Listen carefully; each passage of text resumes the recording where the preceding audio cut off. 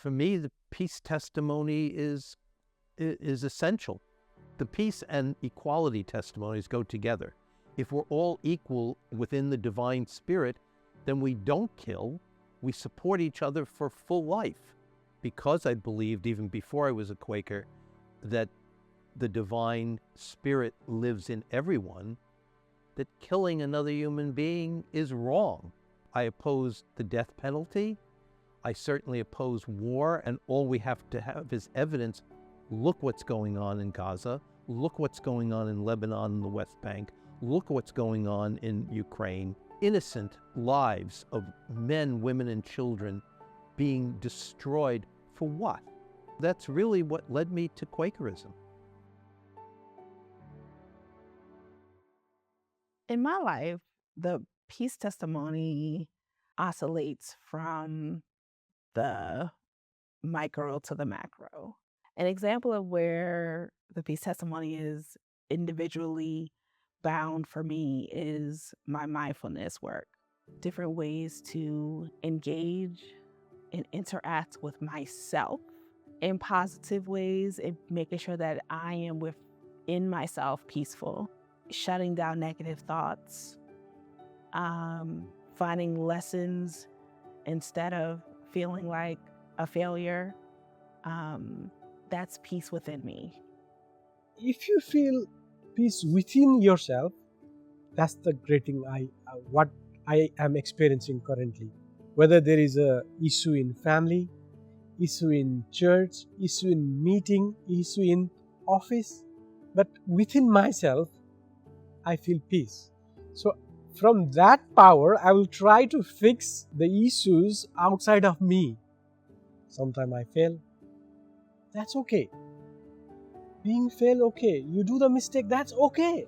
You can do mistake. You can fail. But you need to talk to God again. He will help you to overcome that fail. And this will be going until we die. Sometimes it is very difficult. Very difficult. I apply the peace testimony with great difficulty and challenge every day. And the reason for that is because I was born into a capitalist nation based upon slave economies from which the nation still has a problem extricating itself from.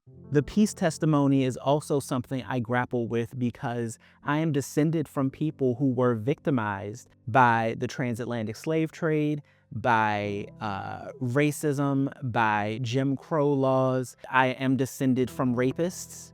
I am descended from lots of people who committed various atrocities in their own names, in the name of God, and in the name of this nation. I feel like the more I tried to deny the violence inside of me and the violence around me, the more stuck I got. And the less peaceful I actually was. To be peaceful, to me, does not mean to be placid. It doesn't mean to be still or quiet. It means to feel contentment and satisfaction in my heart, to feel in right relationship with other people.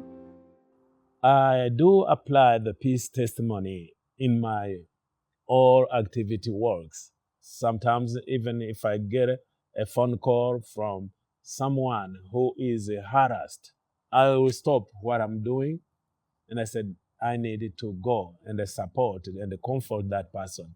That is the way we bring peace. If someone, just young people, just use rude words, I don't have to wait. I said, you don't have to fight. Let's talk quietly and sort out the issue. So we try to help to avoid all those conflicts wherever we are. I would also say that there are ways in which friends grapple with the peace testimony in and of themselves because there's an idea that conflict is violent. Conflict is often necessary to our understanding, and just because two people have a disagreement doesn't mean that they are at war. I think that if friends learned how to disagree with one another in love and in peace, that you can have moments of disharmony that come back to harmony. You can have moments where friends don't agree, but are able to convince one another of their viewpoints. To be in right relationship with other people is never a peaceful enterprise. When I think about being in right relationship with my family, that requires constant negotiation, constant introspection. Peace is not a peaceful thing. So you live in your family, and you can't accept peace every time in your family. There is no one in the world whose couple haven't fighted. The husband and wife, the son and father, that's natural, that's normal. That has to be there. Otherwise, you are not family.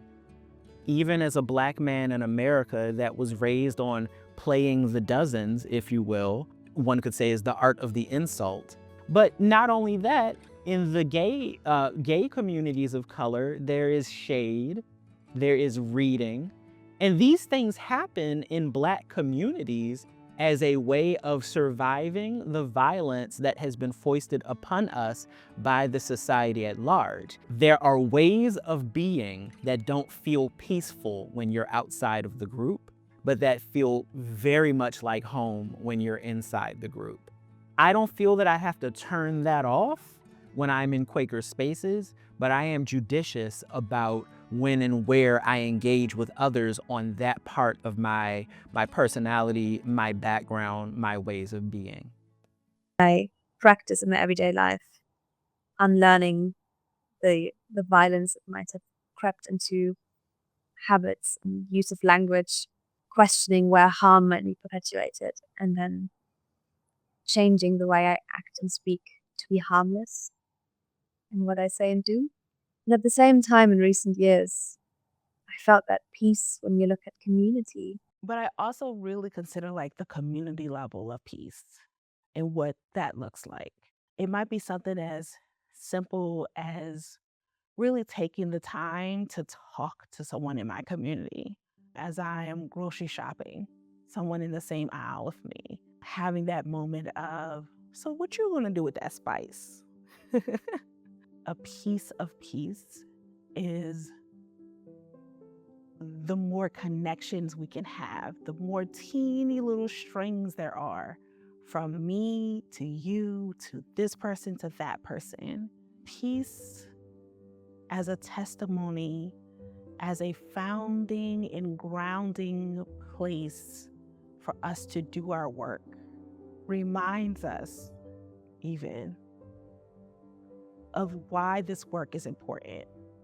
How can we ask someone to give us that little piece of peace in the grocery store when they're budgeting and know that they officially don't have enough money to buy the food that they actually need for their family?